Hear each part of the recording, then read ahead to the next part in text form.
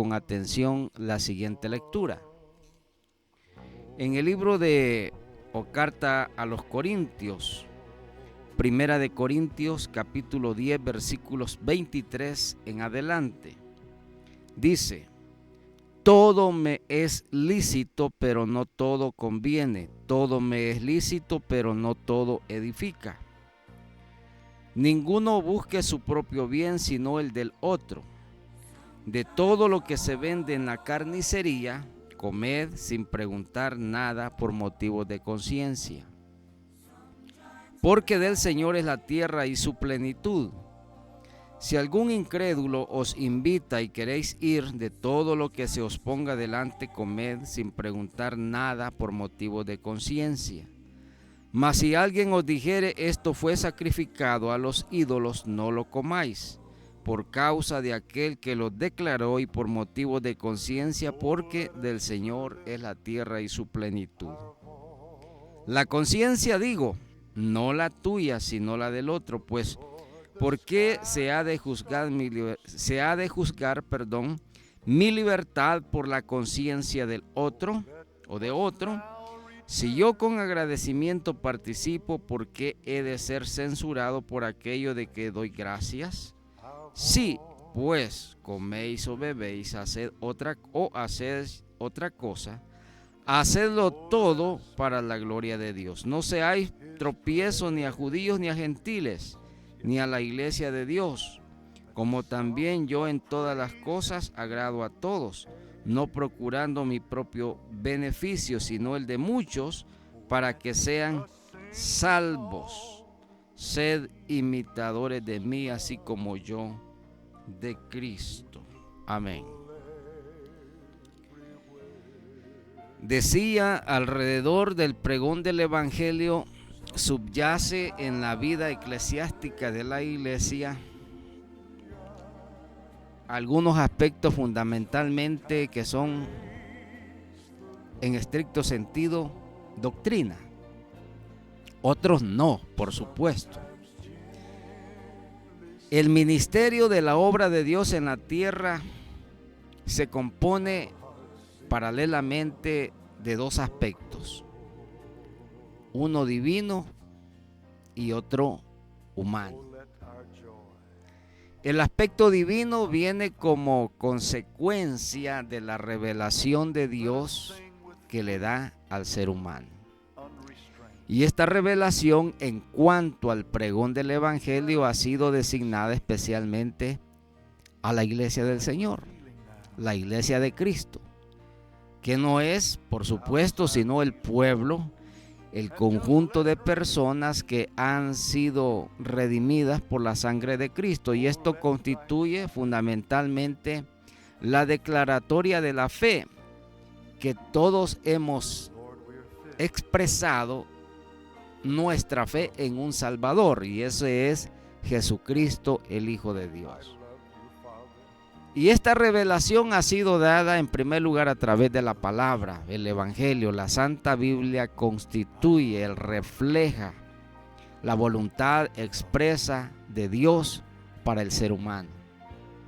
Pero no solamente su voluntad, la palabra contiene promesas, revelaciones sorprendentes y especialmente divinas, en donde muy poco, voy a decir de esta manera, son las personas que han llegado a adentrarse a las profundidades de la Biblia, a las profundidades de la palabra. Generalmente leemos la Biblia y yo sé que la mayoría de la iglesia del Señor lee la Biblia. Sin embargo, leer la Biblia también constituye una necesidad reveladora. Y esto lo hace el Espíritu Santo. Menciono y digo esto al margen de lo que trato de presentar a ustedes y sirva nada más como un aspecto introductorio. Decía la otra parte que paralelamente constituye la revelación de Dios al ser humano es lo que hace la iglesia. Y lo que hace la iglesia no es otra cosa sino anunciar el evangelio de Cristo. La iglesia en este mundo refleja la obra espiritual que Dios ha hecho en la vida del ser humano. La transformación, el dote, la gracia y todo lo que constituye la naturaleza divina ahora inserta en la naturaleza del hombre. Es decir, la naturaleza divina viene por una obra milagrosa y extraordinaria llamada así nuevo nacimiento a apoderarse del ser humano. Y aquí se constituye, decía, este binomio que la iglesia conoce como el mundo cristiano. Dios revelado a la humanidad a través de Cristo y la iglesia, el pueblo de Dios, trasladando al resto del mundo el conocimiento de Dios. Y este es precisamente, y siempre tengo que referirme de esta manera, en una manera muy puntual, especialmente a los amigos. Este constituye medularmente el esfuerzo que la iglesia del Señor hace. No es otro propósito, sino que usted venga al conocimiento de Dios, que usted conozca la palabra, que usted asimile la revelación de Dios a través del evangelio de Jesucristo. Pero dejada esta presentación de esta manera que he tratado de trasladar a usted, hay en el cuerpo de Cristo, existe en cada creyente aspectos que son fundamentalmente reveladores, en el sentido que no siempre nosotros comprendemos la obra que Dios ha hecho en el corazón del creyente. Nosotros como cristianos, como iglesia, debiéramos de saber que la obra que Dios ha hecho en el pueblo del Señor es una obra especialmente de carácter milagroso. Habiendo venido la persona al conocimiento de Dios y de Cristo, por supuesto recibe de parte de Dios una investidura, y esta es la naturaleza espiritual que ahora se apodera de los sentidos de los creyentes. La voluntad, el pensamiento, las emociones ahora deben de estar en teoría sumisas ante la voluntad de Dios. Pablo dijo: ya no vivo yo, mas Cristo vive en mí. Es decir, la persona, habiendo venido al evangelio, debe de saber que sometida nuestra voluntad a la voluntad de Dios, se produce entonces una transformación tan extraordinaria que la Biblia le llama, ya dije, nuevo nacimiento, pero que el mundo lo reconoce precisamente. Mira, ve, comprueba en la vida de la persona una obra de carácter extraordinario. Porque escuche bien, lo que la ciencia no puede hacer, lo que la terapia no puede hacer, lo que la psicología no puede hacer, lo que la sociología no puede hacer, lo que la psiquiatría no puede hacer, lo hace el poder del Espíritu Santo, transformando, cambiando la vida, la idea, el pensamiento y la emoción del ser humano. Es decir, su voluntad es transformada además. Su vida cambia. Sus intereses, sus valores son renovados.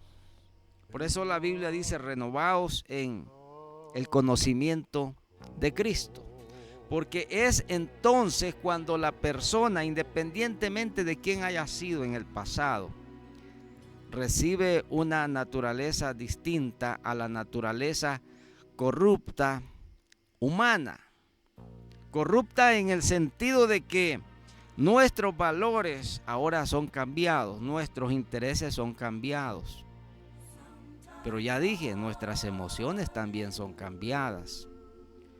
aún nuestra voluntad está sometida a la voluntad de Dios. Es decir, hay y existe una obra tan grande y extraordinariamente dimensional que el mundo no alcanza a comprender. Tanto es así que esta obra es de carácter milagroso. ¿Por qué es milagroso? Porque es de carácter espiritual. Ahora, dejando a un lado todos estas generalidades, debemos de saber que cuando la iglesia, cuando el creyente, cuando la persona venida a Cristo comienza a caminar, a recorrer la brega del camino del evangelio, fíjese bien, que los creyentes no abandonamos este mundo, no abandonamos este planeta, seguimos en esta tierra. Participamos de las cosas que normal y usualmente el mundo también hace. Las cosas buenas, por supuesto, porque en el mundo no todas las cosas son malas. Usted debe de saber que no podemos satanizar absolutamente todo, ¿no? Hay cosas buenas en la vida. Y no debemos de tener, por supuesto, un espíritu fláutico para condenar todas las cosas que hay en este mundo, aunque la Biblia dice que todo es vanidad, por supuesto. Pero usted participa de muchas cosas en este mundo que no necesariamente son pecaminosas. Usted participa de las instituciones humanas. Usted participa de las instituciones civiles. Usted hace uso de las instituciones gubernamentales. Usted participa y hace uso de las instituciones civiles en el buen sentido de la palabra. Compartimos una civilidad común. Tenemos una ciudadanía común en cada uno de nuestros respectivos países. Participamos de los sistemas de salud, participamos de los sistemas educativos, participamos de los modelos y de los sistemas cívicos en cada nación. Participamos de ese andamiaje económico en que todos nos vemos involucrados por una necesidad de carácter económica o bien por una cuestión estrictamente laboral. Lo cierto es que Jesús dijo, orando al Padre, no ruego que los quites del mundo, no quiero que los quites del mundo, sino que los guardes del mal. Es decir, en este mundo habrán muchas cosas malas, por supuesto. Ahora, el problema para la mayoría de los cristianos es que no siempre sabemos diferenciar lo bueno de lo malo. Y aquí, por supuesto, estoy consciente de que hay un estrecho lindero. Se acotan las veredas muchas veces en la comprensión humana para muchos cristianos, saber establecer la diferencia entre lo bueno y lo malo. Y ya dije, no podemos nosotros satanizar todo. No podemos satanizar todo. La vida también tiene cosas loables. La vida también presenta cosas plausibles. La vida está llena de emociones sanas también, por supuesto. No todas las emociones en este mundo son malsanas o son insanas. Hay emociones buenas. La camaradería, la amistad, la fraternidad, el apego social, la solidaridad humana y tantos aspectos que son de plena vigencia humanista. No debemos de perder de vista a nosotros como iglesia de que estando en este mundo participamos de todas estas cosas. Sin embargo, digo una vez más, muchas veces los creyentes no sabemos establecer diferencias entre el bien y el mal. En el medio de toda esta situación que le estoy presentando, el escenario se complica todavía más. Y esto sucede, escuche con atención, porque quiero llevarle a un punto donde al final yo quiero que usted repare, recapacite. Y al final podamos nosotros, con la ayuda y la revelación del Espíritu Santo, saber establecer qué cosas son buenas y qué cosas son malas. Y digo, diametralmente, este es una de las situaciones más difíciles para la iglesia.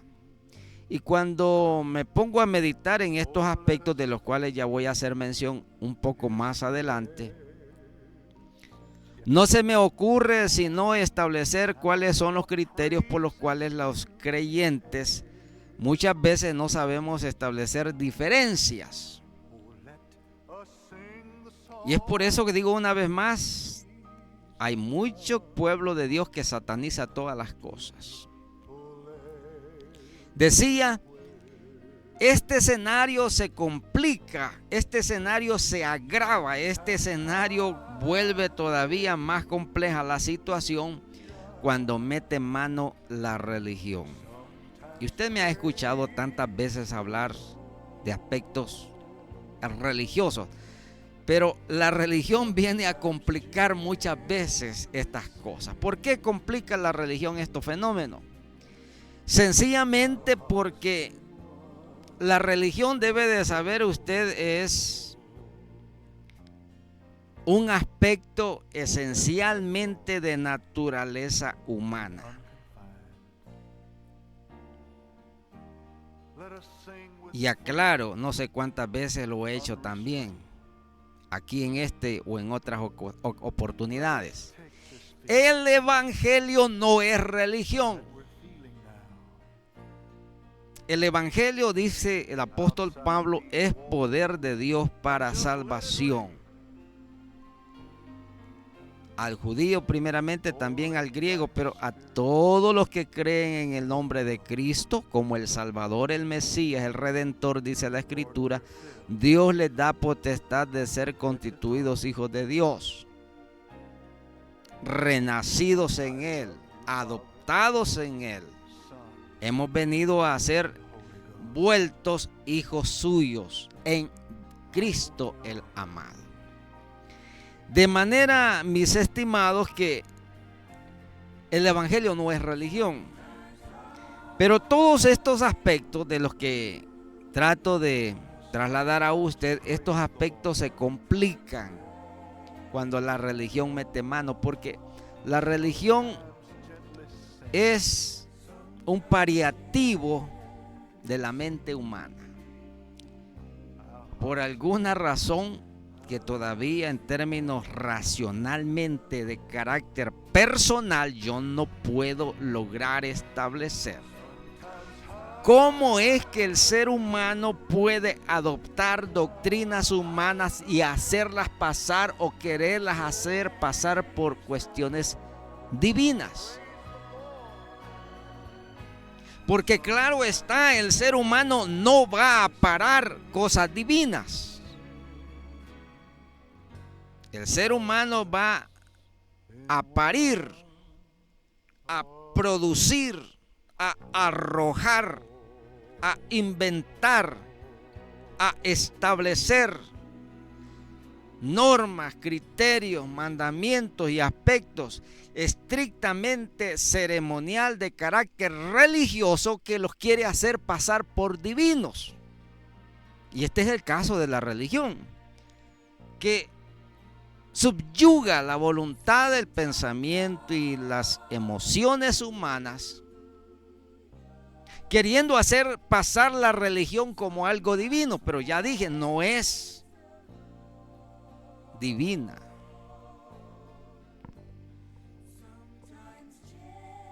El evangelio de Cristo es el único pan, dice el mismo Señor Jesucristo, que descendió del cielo.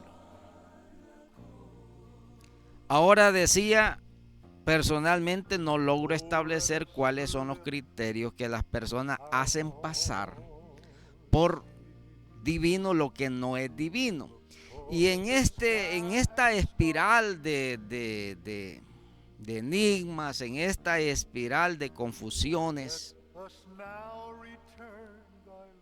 el mismo pueblo evangélico muchas veces cae presa y se convierte en un reo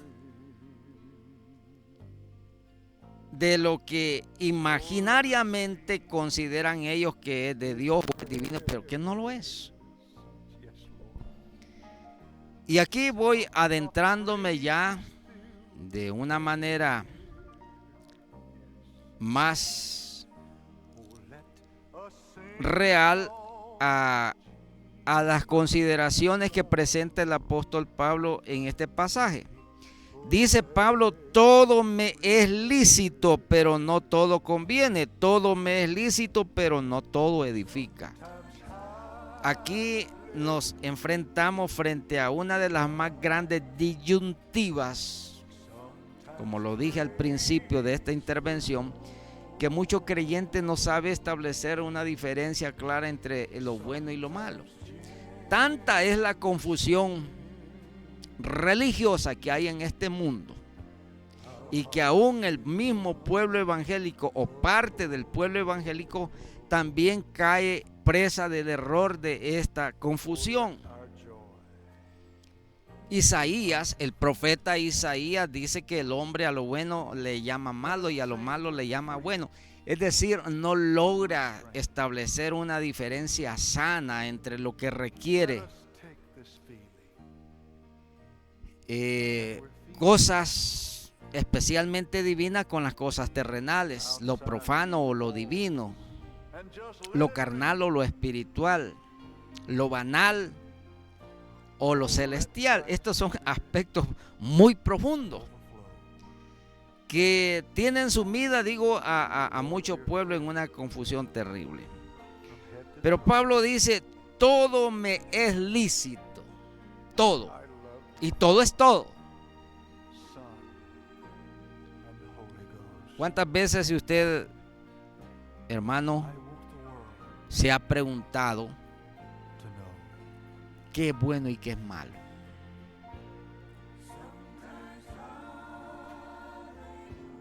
A estas alturas hay mucho pueblo de Dios que siempre anda preguntándole al pastor, anda preguntándole al líder, anda preguntándole al hermano: ¿esto es bueno o es malo?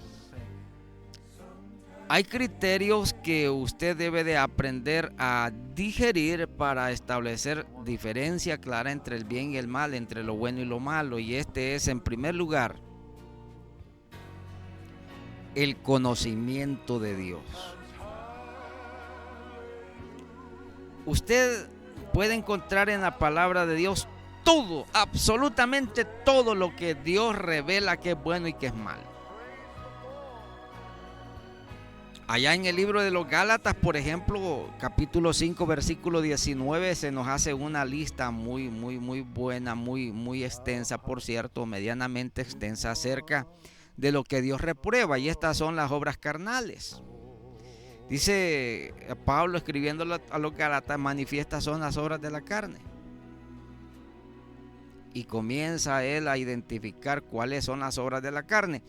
Y estas obras de la carne, dice la Escritura, no agradan a Dios. Y después en el versículo 25 dice: sí, ¿cuáles son las cosas que agradan a Dios? Y esos son los frutos espirituales. Gálatas 5:22.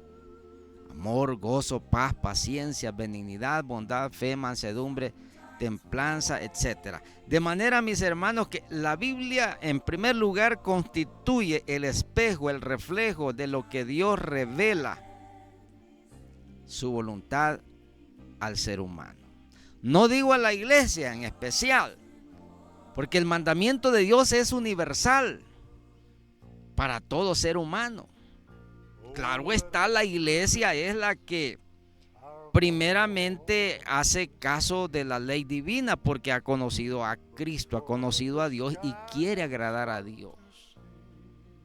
Y esto lo hace a través del cumplimiento de su voluntad expresa en la Escritura. Ahora, fíjese de que muy a pesar de todo esto, siempre subyace, esa pregunta: qué es bueno y qué es malo.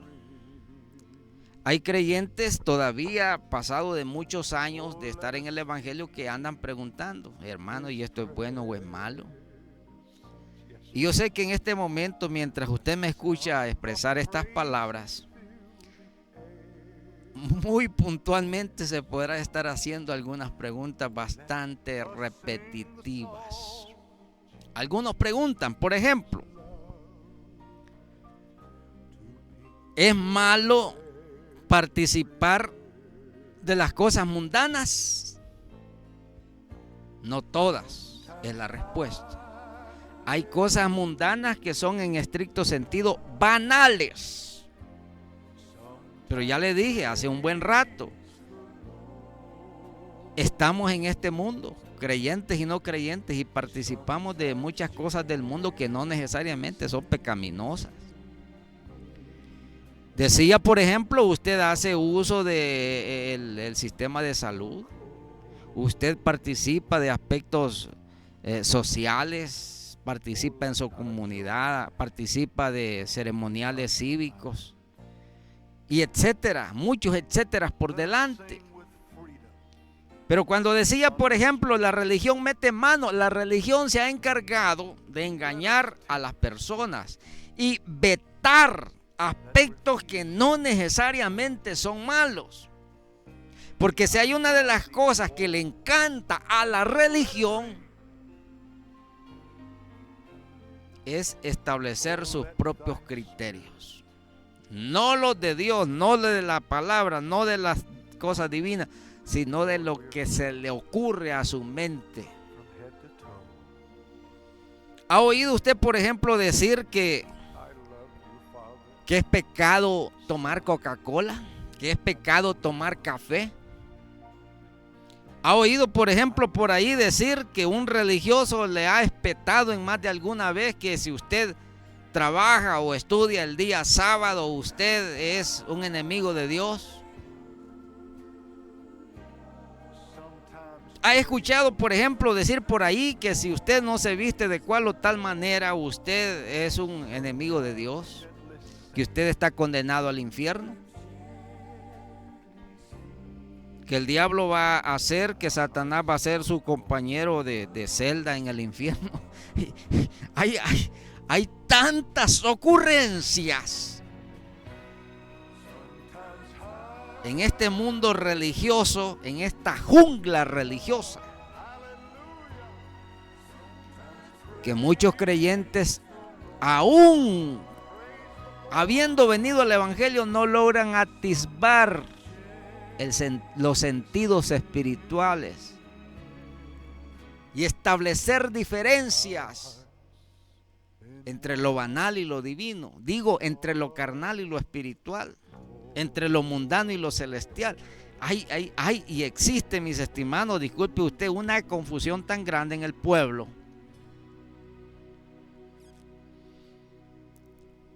que por eso doy gracias a Dios, porque la Escritura dice que Dios es el que salva. Y dice también que Dios es el que condena. Porque, mis hermanos, si esta facultad le hubiera sido conferida al ser humano, le hubiera sido conferida a la iglesia, la facultad, la prerrogativa de salvar o de condenar, yo quiero decirle, el ser humano condena a todo mundo, a medio mundo. Eso es así. Con medianamente tener un conocimiento bíblico y divino, usted se fija cómo en las iglesias somos muy buenos, en las congregaciones hay muchos creyentes, pero que son prestos para señalar, para condenar, para juzgar a las demás personas. Pero siempre están mirando a los demás, siempre están fijándose en el otro, siempre están fijándose en el hermano, siempre están viendo las debilidades del hermano, nunca se fijan en las propias, en las suyas. Porque mis amigos y hermanos, esta es la naturaleza humana, que muchos creyentes no hemos logrado todavía desprendernos y de sacudirnos de todas estas cosas. Y Pablo, mis hermanos, habiendo tenido una extraordinaria revelación del cielo, Pablo, mis hermanos, el gran apóstol Pablo, sus mismos consiervos, apóstoles contemporáneos reconocían en él ser un depósito extraordinario de la revelación del conocimiento de Dios. Y escuche, esto es necesariamente lo que nosotros estamos surgidos. Dos cosas: conocimiento y revelación divina. Conocimiento tiene que ver con todo el cúmulo de instrucciones que usted haya aprendido, mental e intelectualmente. Ese acervo mental donde usted ha ilustrado su mente con la revelación de la palabra, pero esto no es suficiente. Aún dice la Biblia, Satanás conoce la Biblia. Al mismo Señor Jesucristo le recitó pasaje bíblico.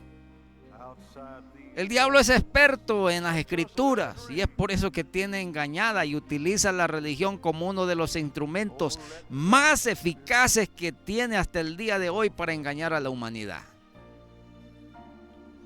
Ahora, pero el otro aspecto interesante, fundamentalmente necesario, es la revelación. Y la revelación no viene sino cuando usted viene delante de la presencia de Dios. La Biblia dice: el que está falto de sabiduría, pida sabiduría. El que esté falto de fe, pida fe. Dígale a Dios: Señor, revélame la palabra. Quiero conocer las profundidades de la escritura. Yo no quiero ser engañado aún ni por mi propia iglesia. Yo no quiero estar engañado ni por mi propio concilio, ni por mi propia denominación, ni por mi propia congregación, ni por mi propio líder religioso. Yo quiero conocer realmente los fundamentos, ese andamiaje intrínsecamente espiritual por el que yo debo de andar mi vida cristiana. Y vuelvo al pasaje. Pablo dice: todo me es lícito. ¿Quién ha dicho, en otras palabras, que yo no puedo hacer lo que yo quiero hacer? Que yo no puedo participar de lo que yo quiera participar. Yo tengo licencia para hacer todo lo que yo quiero. Y nadie, escuche bien, nadie puede decirle a usted: no lo haga. Ninguno sobre la faz de esta tierra, solo Dios y Jesucristo y el Espíritu Santo. Y por eso Pablo aclara: todo me es lícito, pero no todo me conviene. Ahí entra la revelación de Dios, ahí entra el conocimiento del cielo. Todo tengo licencia para hacer, pero no lo voy a hacer todo porque no todo me conviene. Todo me es lícito, vuelve a decir, pero no todo edifica.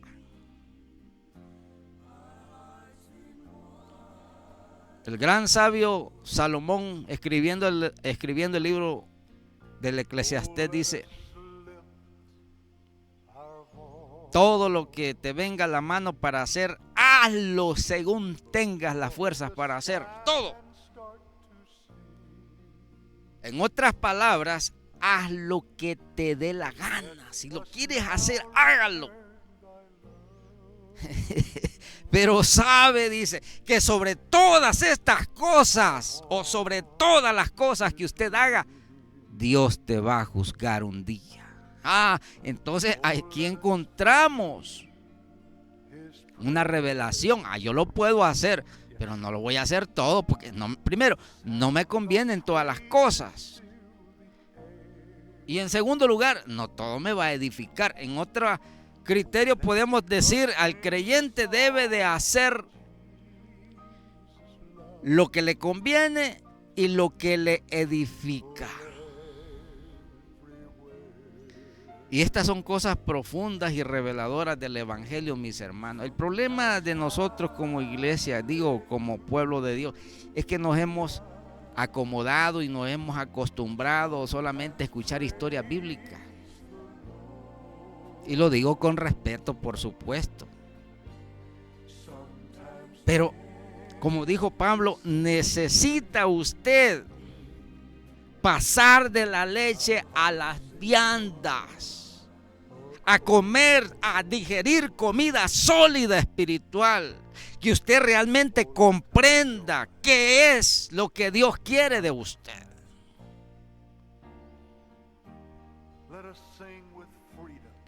Sigo leyendo porque este pasaje contiene 11 versículos que leímos, pero no los vamos a terminar, por supuesto. Vamos a quedar en el pendiente para una próxima oportunidad. Pero dice el versículo 24, ninguno busque su propio bien, sino el del otro. Aquí son aspectos, mis hermanos, que Dios quiere formar en nosotros una personalidad cristiana espiritual. Más allá de la personalidad cristiana terrenal, Dios quiere formar una personalidad cristiana espiritual. ¿Por qué hablo en estos términos? Porque hay mucho pueblo cristiano evangélico, pero que es terrenal.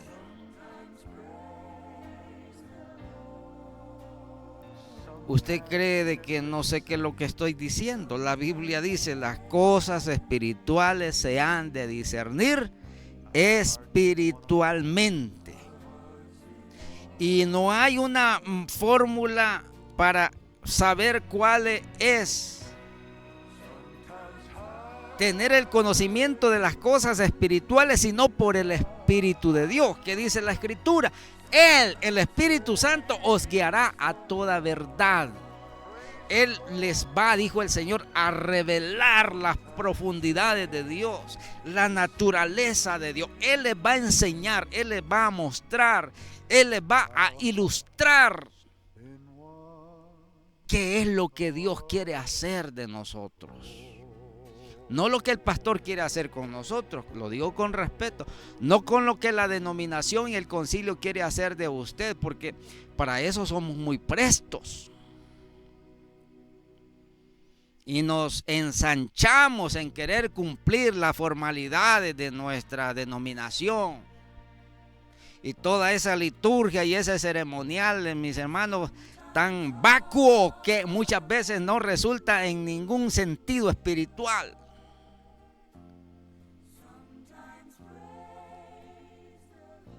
Por eso dice, ninguno busque su propio bien, sino el del otro.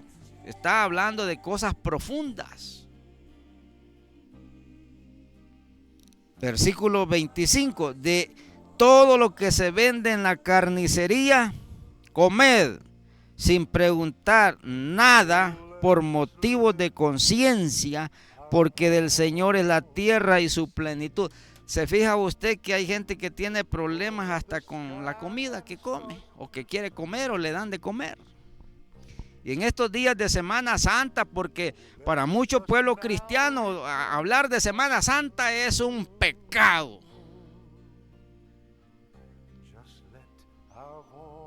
Y por ahí andan diciendo que la Semana Santa es del diablo. La Semana Mayor, conocida así en el mundo católico, no es del diablo. Todos los días los hizo el Señor. Y el día lunes hasta el día domingo le pertenecen al Señor, porque Él los hizo y formó así los tiempos y las edades. Ahora, si usted me pregunta, porque de eso se trata, ¿es pecado la Semana Santa? La respuesta sería, ¿qué es lo que hace usted en Semana Santa? Pues fíjese de que como evangélico no me conviene andar en las procesiones. Claro que sí, usted no es un idólatra, usted no tiene por qué participar de los asuntos religiosos de carácter pagano que la religión hace usualmente en estos días. Pero de repente aparece por ahí alguien y dice, pero es que las tortas de pescado son del diablo y son pecado comer carne en estos días. Si a Pablo le hubieran preguntado estas cosas, Pablo les dijera lo que da escrito aquí, o dejó escrito aquí, de todo lo que se le pone a usted para comer en la mesa, agárrelo, cómaselo, sin preguntar nada por motivo de conciencia. Le dan tamales, cómaselo. Le dan torta de pescado, cómaselo. Le dan frijolitos, cómaselo. Le dan carne asada, cómaselo. Le dan carne de venado, cómaselo.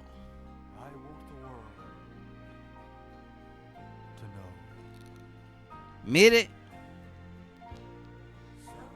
dice, si algún incrédulo os invita y queréis ir, de todo lo que se oponga adelante, comed sin preguntar nada por motivos de conciencia. Un amigo pagano me invitó a comer.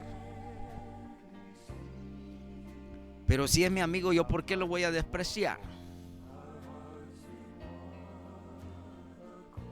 Y me ofrecen un plato de comida. Pablo dice, cómaselo. Y no pregunte nada por motivos de conciencia. Lo invitaron a comer, que estaban celebrando una ocasión social, un cumpleaños, o un aniversario, lo que sea. Cómaselo. Porque fíjese usted, mis estimados, hubiera querido tener más tiempo y se me está agotando la hora, pero vea usted que hasta en esto están emproblemados muchos creyentes. Que los cumpleaños son del diablo. Entonces usted nunca cumple años. ¿Acaso cuando no llega la fecha de su caducidad o cuando usted nació y está festejando a su manera, acaso no le da gracias a Dios? ¿Y acaso no mata una gallinita, un pollito, hace tamalitos o hace sándwiches, invita a sus hermanos de la iglesia, los más queridos, los más allegados? Porque hermano, los cumpleaños no son del diablo. Es una ocasión donde usted puede darle gracias a Dios. Señor, gracias porque me has dado un año más de vida. Y he estado saludable, vivo, he estado de pie, me has dado fortaleza, he tenido trabajo, he estado ocupado, he estado sirviéndote, he estado haciendo muchas cosas queriéndote agradar. Es una buena ocasión para darle gracias a Dios. Pero no, el religioso dice el cumpleaños del diablo. Entonces no celebre sus cumpleaños. Pero sí se va a celebrar un aniversario de programa de radio, ¿verdad? Sí se va a celebrar un aniversario de su iglesia, ¿verdad? Entonces, ¿en qué estamos, mi estimado? Me dirijo a usted, siga usted, me estoy dirigiendo. ¿En qué estamos? Y aspectos como estos, hay tantas cosas que tenemos que aclararle al pueblo de Dios, hermano. Hay tantas cosas que aclarar al pueblo de Dios. ¿Hay excepciones? Por supuesto que hay excepciones. Y dice, mas si alguien os dijere, esto fue sacrificado a los ídolos, no lo comáis, por causa de aquel que lo declaró y por motivos de conciencia, porque del Señor es la tierra y su plenitud. ¿Hay excepciones? Sí, hay excepciones. Si esa congratulación, ese festejo, ese cumpleaños está dedicado, esa comida, a un ídolo, porque debe de saber, una de las cosas que más abomina el corazón de Dios es la idolatría. Si usted se dio cuenta que esto es sacrificado a los ídolos, dice Pablo, entonces cuidado, no se lo coma. Porque está entrando en un terreno espiritual peligroso de la idolatría. Dios es celoso. Y todo lo que concierne a los ídolos, Dios lo rechaza. Tanto así que dice la Escritura, los idólatras no entran al reino de los cielos. Pero la idolatría no tiene que ver solamente con la veneración de imágenes, no. Hay formas idolátricas muy sofisticadas que muchos creyentes no se han dado cuenta que son partícipes de la idolatría humana. La avaricia, el dinero, el poder, la fama, el trabajo mismo, la intelectualidad, el conocimiento humano. Hay aspectos en este mundo que se pueden convertir en un ídolo para el creyente. Y el creyente debe de tener cuidado, porque Dios es celoso de todas estas cosas. ¿Está usted interesado en seguir abordando este tipo de exposiciones? Debo de invitarlo para nuestra próxima emisión del programa.